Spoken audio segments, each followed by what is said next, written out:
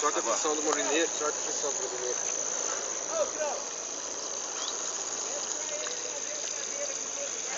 Cadê o puxador? Olha lá.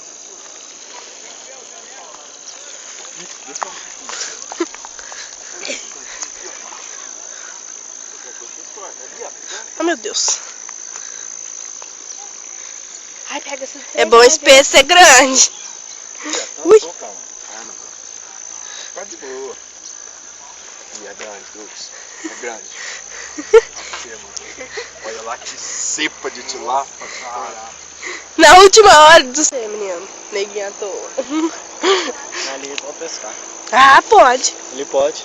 Só lá do lado não. Da Isa. Ai, tá meu. Vou vender.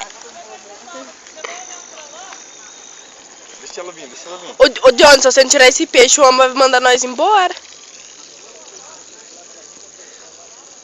Mandar nós embora, o peixe tá pisgado. Que cepa malandro. Daqui a pouco nós tá lá do outro lado. Põe isso aí lá, Douglas. Agora eu vi, ué, ela. Meu pai pega mesmo. Cansou, Calão? Cansou. Vem, né? Ó. Pera, eu falei pro seu, ué. Foi eu que peguei? Fui eu que peguei. Lógico que foi. Pedro, tira essa trema aqui pra mim. Cara. Rapaz. Ixi, mas eu achei que era desse tamanho. Dá um canto, velho. Mais mesmo. Fala tchau que eu vou tirar, viu? Dá.